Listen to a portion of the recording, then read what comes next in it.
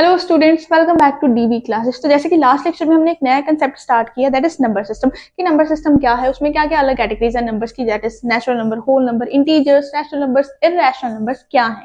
तो आज का ये जो लेक्चर है पार्ट 2 है नंबर सिस्टम का, जो उसी की कंटिन्यूएशन में है, जिसमें हमने पता करना है कि कैसे हम दो गिवन रैशनल नंबर्स में और रैशनल नंबर्स पता कर सकते हैं, और हम सीखेंगे कि कैसे हम अलग अलग डेसिमल एक्सपेंशंस को रैशनल नंबर की फॉर्म में रिप्रेजेंट कर सकते हैं, यानी कि पी बाई क्यू की फॉर्म में।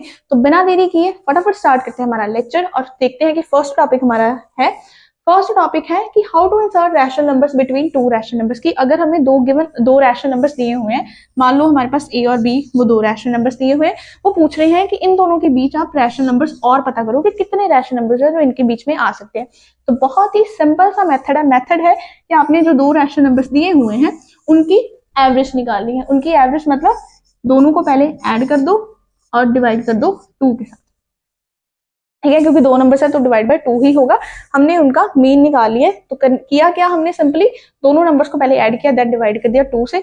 इस मेथड से आप दो गिवन रैशनल नंबर्स के बीच में रैशनल नंबर अगर एक पता करना है तो आप पता कर सकते हो।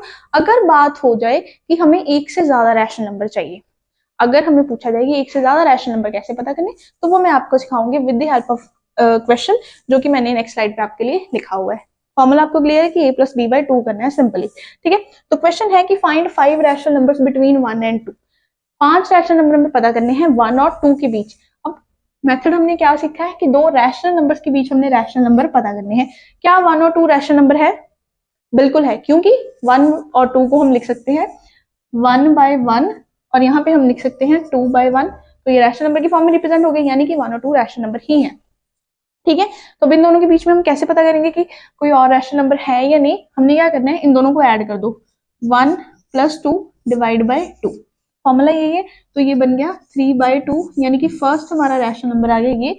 इसे मैं लिख दूंगी यहाँ पे, ऐसे मैंने लिख दिया यहाँ पे, दैट इज 3 बाय 2। अब पता तो करने हैं हमने 5, ये तो सिर्फ एक आया, बाकी 4 कैसे पता करें? अब सिंपल सा है कि जो भी हमें रैशनल नंबर पता करना है वो इन दोनों के बीच में आना चाहिए, 1 और 2। तो मैंने क्या किया, 1 और 2 की एवरेज तो निकाल ली है, अब मैं करूंगी 1 और 3 बाय 2 की एवरेज। क्यों, कैसे मैं इसे क्यों यूज कर रही हूँ? क्योंकि अगर जो इन दोनों की एवरेज निकालूंगी तो वो वैल्यू आएगी कुछ यहाँ पे। अगर वो वैल्यू यहाँ पे भी आ रही है लेकिन है तो वो 1 और 2 के बीच में, कंसिडर तो वो 1 और 2 के बीच में ही होगी। सिमिलरली अगर मैं 3 और 2 की एवरेज निकाल लूं तो एक वैल्यू आएगी मेरे यहाँ पे, तो वो भी एक रैशनल नंबर हो जाएगा। अल्टीमेटली वो लाई तो 1 और 2 के बीच में ही कर रहा है, ठीक है। तो दो वैल्यूज होगी हमारी, ये 1 2 3, दो और चाहिए, वो कैसे निकाल सकते हो? 3 बाय 2 और इसकी एवरेज निकाल के, 3 बाय 2 और इसकी एवरेज निकाल के, इजी। या फिर आप कर सकते हो इन दोनों की एवरेज निकाल लो या इन दोनों की एवरेज निकाल लो, आंसर जो है वो आपका 1 और 2 के बीच में ही होगा, क्योंकि अल्टीमेटली वो सारे नंबर जो है वो 1 और 2 के बीच में ही लाई करेंगे, इजी। तो अब कैसे इसे यूज करना है, कैसे हमने नंबर्स निकालने हैं, मैं आपको बताती हूँ। ये था हमारा 2, अब पहले 1 और 3 बाय 2 की एवरेज निकालो, 1 प्लस 3 बाय 2 को ऐड करो, देन इनकी डिवाइड बाय 2 करो। सो 2 प्लस 3 5 बाय 2 अपॉन 2 हो जाएगा, और फाइनल आंसर आ जाएगा हमारे पास 5 अपॉन 4। ये आ गया मेरा नंबर यहाँ पे, ठीक है जी। अब इन दोनों की एवरेज निकाल दो, 3 बाय 2 प्लस 2 अपॉन 2, क्योंकि एवरेज निकाल रहे, ठीक है। देन आ जाएगा 7 अपॉन 4, यहाँ से 7 बाय 2 आएगा, डिवाइड बाय 2 मल्टीप्लाई हो जाएगा 7 बाय 4, ये वैल्यू आ गई हमारी यहाँ पे 3 बाय 2 अपॉन 2, ठीक है जी। या सॉरी 7 बाय 4 आ गई। अब जो बाकी दो वैल्यूज बची हैं वो आप कैसे निकाल सकते हो, या तो इन दोनों की एवरेज निकाल लो, या फिर इन दोनों की, सॉरी इन दोनों की तो हमने ऑलरेडी निकाल ली है, या फिर इन दोनों की निकाल लो या इन दोनों की, अदरवाइज यहाँ पे इस तरीके से। तो आप यहाँ पे ऐसे एवरेज निकाल के बाकी की दो वैल्यूज है वो पता कर सकते हो। अब ये है कि यहाँ पे हमने कैसे इसे इजीली कर लिया, क्योंकि जो वैल्यूज थी वो छोटी छोटी भी थी, प्लस उनके डिनोमिनेटर जो है वो इक्वल थे। अब ये मैंने अचानक से डिनोमिनेटर वाली बात क्यों की, क्योंकि हमारे पास ऐसे क्वेश्चंस आएंगे जहां पे डिनोमिनेटर्स इक्वल नहीं होंगे। डिनोमिनेटर्स इक्वल नहीं होंगे तब हमें क्या करना पड़ेगा कि हमें पहले उनके डिनोमिनेटर्स इक्वल करने पड़ेंगे, क्योंकि यहाँ पे हमें पता था कि यहाँ पे भी 1 है, यहाँ पे भी 1 है, तो कुछ सेम करने की जरूरत नहीं थी। हमने इन दोनों की सिंपल एवरेज निकाल ली, क्योंकि सेम डिनोमिनेटर्स वाले नंबर्स की एलसीएम निकालना इजी होता है as compare to different denominators. तो हमने अपना काम इजी करने के लिए क्या करना है कि सबसे पहले अगर इस तरह का क्वेश्चन आ गया जहां पे डिनोमिनेटर्स अलग हुए, जहां पे डिनोमिनेटर्स हमारे अलग हुए, हमने क्या करना है, उनके पहले डिनोमिनेटर्स इक्वल करने हैं। और डिनोमिनेटर्स कैसे इक्वल करते हैं ये मैं आपको ऑलरेडी बता चुकी हूँ हमारे क्लास 8 के चैप्टर रैशनल नंबर्स वाले लेक्चर में, जहाँ पे मैंने आपको बिल्कुल डिटेल में बताया था कि रैशनल नंबर्स क्या होते हैं, बाकी के नंबर्स कैसे होते हैं, कि रैशनल नंबर्स को इक्वल कैसे बना सकते हैं, इक्विवेलेंट रैशनल नंबर्स क्या होते हैं। अगर ये कंसेप्ट आपने नहीं जाना या आपको इसके बारे में नॉलेज नहीं है तो आप उस वीडियो को देख सकते हो, जिसका लिंक आपको डिस्क्रिप्शन में मिल जाएगा। ओके, तो इक्विवेलेंट हमने इक्विवेलेंट रैशनल नंबर्स कैसे बना सकते हैं, हमें इन्हें किसी सेम नंबर के साथ, जैसे कि अगर मैं इस फ्रैक्शन को लूं तो मुझे सेम नंबर के साथ मल्टीप्लाई और डिवाइड करना है। सिमिलरली इस नंबर को भी मैं सेम नंबर के साथ किसी और नंबर के साथ मल्टीप्लाई और डिवाइड करूंगी, ताकि डिनोमिनेटर्स जो है वो इक्वल आए। अब मुझे पता है 3 5 15 होता है, 5 3 15 होता है, मैं यहाँ पे कर रही हूँ 5 से, यहाँ पे कर रही हूँ 3 से, डिवाइड 3 से किया है तो मल्टीप्लाई भी 3 से करूंगी, और यहाँ पे 5 दोबारा लिख देती हूँ 5, तो ये बन गया 5/15, ये बन गया 6/15। अब बहुत बच्चे सोच रहे होंगे कि रैशनल नंबर्स हमें और दिए थे 1/3, 2/5, बनाओ तो कुछ और ही दिए, लेकिन देखो अगर हम इन रैशनल नंबर्स को रिड्यूस करें, 3 2 6, 3 5 15, 5 1 5, 5 3 15, बन तो अल्टीमेटली वही वैल्यूज रहेंगे जहां से हमने स्टार्ट किया था, तो इस तरह कोई प्रॉब्लम नहीं है, रहेंगी वो इक्वली। ठीक है, आंसर उनके सेम ही आएंगे, लेकिन हमने उसे सिर्फ अलग फॉर्म में रिप्रेजेंट कर दिया है। ठीक है जी, अब हमारे पास वैल्यू आई है 5/15 और 6/15। अब फॉर्मूला आपके पास है a + b/2, चाहे तो इस फॉर्मूला को यूज करके एक रैशनल नंबर इनके बीच में निकालो, चाहे 2 10 50 30 जितने मर्जी निकालो, फॉर्मूला आपने यही यूज करना है। इजी, क्यों हमने डिनोमिनेटर इक्वल किए, ताकि हमारा काम इजी हो जाए। ओके, तो ये था हमारा कंसेप्ट कि कैसे हम दो गिवन रैशनल नंबर्स के बीच मल्टीपल रैशनल नंबर्स जो है वो पता कर सकते हैं कि कौन कौन से उनके बीच में लाई करते हैं। नेक्स्ट जो कंसेप्ट है वो है हमारा कि कैसे हम एक गिवन नंबर को, गिवन डेसिमल एक्सपेंशन को एक रैशनल नंबर के फॉर्म में रिप्रेजेंट कर सकते हैं। क्योंकि जैसे ये स्क्रीन पे हमें दिया हुआ है नंबर, ये डेसिमल फॉर्म में बोला उन्होंने ये है कि इसे p/q की फॉर्म में शो करना है, show that this is a rational number, किसे एक रैशनल नंबर की फॉर्म में शो करो। अब रैशनल नंबर क्या होता है, p/q such that q is not equal to 0, q 0 नहीं होना चाहिए, और p/q इंटीजर्स भी होने चाहिए। नो डाउट ये इंटीग्रल वैल्यू है, ठीक है, लेकिन हमें इसे p/q की फॉर्म में शो करना है। तो सबसे पहले अपना नंबर लिख लो 3.14268। ये सिर्फ अभी p है, न्यूमरेटर है, डिनोमिनेटर थोड़ी है, इसका है ही नहीं कुछ, तो हम इसे कैसे लिख सकते हैं, डेसिमल हटा दो 3142678, और जब डेसिमल हटाया हमारे पास आ गई डेसिमल की जगह 1 और 6 डिजिट्स हैं, तो 6 लगा दो यहाँ पे जीरोस, ये आ गई हमारी p/q की form. p/q, q is not equal to 0, तो ये हो गया हमारा रैशनल नंबर। लेकिन एक चीज यहाँ पे ध्यान रखना, क्योंकि ये p/q जो होती है वो बिल्कुल लोएस्ट फॉर्म और सिंपलेस्ट फॉर्म होती है। लोएस्ट सिंपलेस्ट मतलब कि उसको आगे कैंसिल आउट नहीं किया जा सकता, कि उसकी आगे डिवीजन जो है वो, कटिंग जो है वो पॉसिबल नहीं है। जैसे कि अगर 4/6 है, 4/6 है, ये आगे रिड्यूस हो सकता है ना 2 के टेबल पे, 2 2 द 4, 2 3 द 6, ये होगी इसकी लोएस्ट फॉर्म। तो 4/6 जो है वो नो डाउट p/q की फॉर्म में है, लेकिन वो लोएस्ट फॉर्म नहीं है, लोएस्ट फॉर्म यही है। तो हमें यहाँ पे रैशनल नंबर लोएस्ट फॉर्म में होता है, तो हमें इस वैल्यू को भी, ये जो गिवन वैल्यू है, इसे भी कट करके जो भी आपका आंसर आएगा उसे p/q के इक्वल करना है। q नॉन जीरो ही होगा, इसकी टेंशन मत लो कि q पूरा कैंसिल हो जाएगा, नो, q जो है वो नॉन जीरो ही होगा, आपका आंसर जो है वो p/q की फॉर्म में ही आएगा। यहाँ पे न्यूमरेटर की कुछ वैल्यू होगी, यहाँ पे डिनोमिनेटर की। इजी, ये थी हमारी फर्स्ट टाइप की, अगर हमारे पास एक सिंपल डेसिमल एक्सपेंशन है। ठीक है, अब ये कौन सा था, टर्मिनेटिंग था, क्योंकि आंसर रुक गया, यहीं पे खत्म हो गया। ठीक है, अब अगर हमारे पास आ जाए non terminating repeating decimal expansion, ये यही है ना कि अगर 0.3 बार है, इट मीन्स 0.333333 चलता ही जा रहा है। ठीक है जी, तो ये नॉन टर्मिनेटिंग, आंसर रुक नहीं रहा, लेकिन रिपीटिंग डेसिमल एक्सपेंशन है। इसे हम p/q की फॉर्म में कैसे लिख सकते हैं, सिंपल काम है, बस 5-6 मिनट ना ध्यान से देखना स्क्रीन की तरफ, और पहले जब मैं समझा रही हूँ यहीं पे देखना कि मैं कर क्या रही हूँ और क्यों कर रही हूँ, उसके बाद नोट्स बनाना, स्क्रीनशॉट लेना वो आपकी मर्जी है। ठीक है, लेकिन पहले जब मैं समझा रही हूँ सिर्फ समझना आप, ताकि उस वक्त आप फोकस आपका स्क्रीन पे रहे। ठीक है, तो करना क्या है कि जब भी हमें इस तरह का क्वेश्चन हो जहां पे डेसिमल के बाद जो है वो टर्म, डिजिट जो है वो रिपीट हो रही है, हमने क्या करना है, डेसिमल के तुरंत बाद वाली डिजिट देखनी है कि क्या वो रिपीट हो रही है। अगर तो ऐसा है तो हमने उसे x सेलेक्ट करके इक्वेशन 1 मान लेना है। डॉट डॉट डॉट लगा रही हूँ क्योंकि नॉन टर्मिनेटिंग है, इसे हमने मान लिया इक्वेशन 1। इजी, कब इक्वेशन 1 मानना है, x आप मान सकते हो कि वो x की वैल्यू है, लेकिन उसे इक्वेशन 1 कब मानना है, इक्वेशन 1 क्यों मानना है, ये आपको आगे पता चलेगा नेक्स्ट स्टेप्स में। इक्वेशन 1 कब मानना है, जब डेसिमल के तुरंत बाद वाली डिजिट जो है वो रिपीट हो रही है। क्लियर, फर्स्ट स्टेप क्लियर है। अब डेसिमल के बाद कितनी डिजिट्स रिपीट हो रही हैं, डेसिमल के बाद सिर्फ 3 डिजिट, एक ही डिजिट रिपीट हो रही है, तो हमने क्या करना है, इस पूरी इक्वेशन को 10 से मल्टीप्लाई करना है। 10 से क्यों करना है मैं आपको बताती हूँ, पहले यहाँ पे लिख लो, multiply equation 1 by 10 both sides, दोनों तरफ 10 से कर दो इसे मल्टीप्लाई।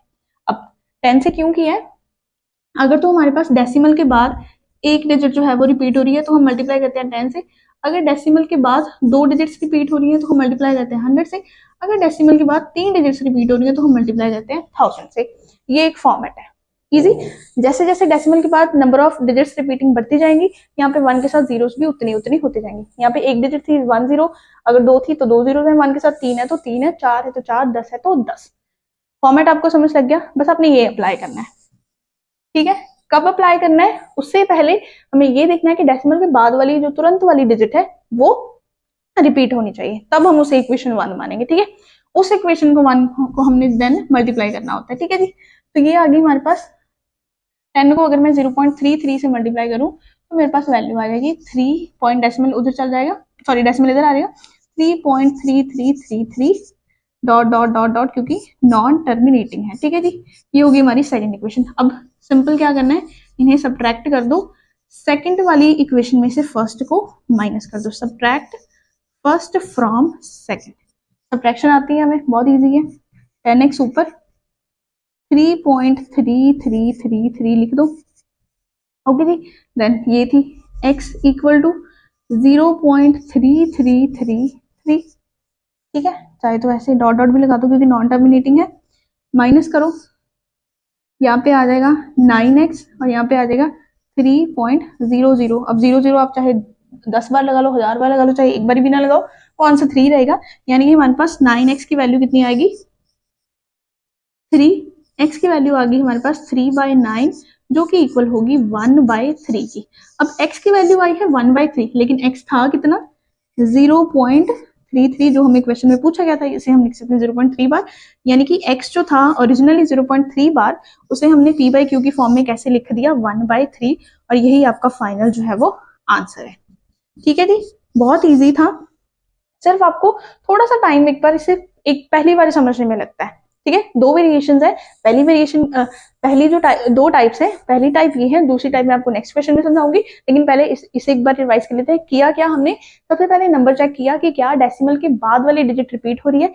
अगर तो हो रहा है सेम डेसिमल के बाद वाली डिजिट, तो हमने उस इक्वेशन को लेट कर लेना है 1 और उसे मान लेना है x के इक्वल। देन कितने डिजिट्स रिपीट हो रहे हैं डेसिमल के बाद, उतने बारी उसे 10 से 100 से 1000 से मल्टीप्लाई करना है, depending upon number of digits repeating after decimal. तो यहाँ पे एक डिजिट रिपीट होती है, 10 से मल्टीप्लाई किया, 10 से मल्टीप्लाई करके हमारे पास जो इक्वेशन बनी है उसमें से हमारी फर्स्ट इक्वेशन को करना है माइनस। यस, माइनस करके x की सिंपली वैल्यू फाइंड आउट करनी है, और x हमें पता है कि हमने ओरिजिनल वैल्यू को लेट किया, तो वो ओरिजिनल वैल्यू इक्वल हो जाएगी हमारी गिवन फाइनल रैशनल नंबर की फॉर्म में, p/q की फॉर्म में।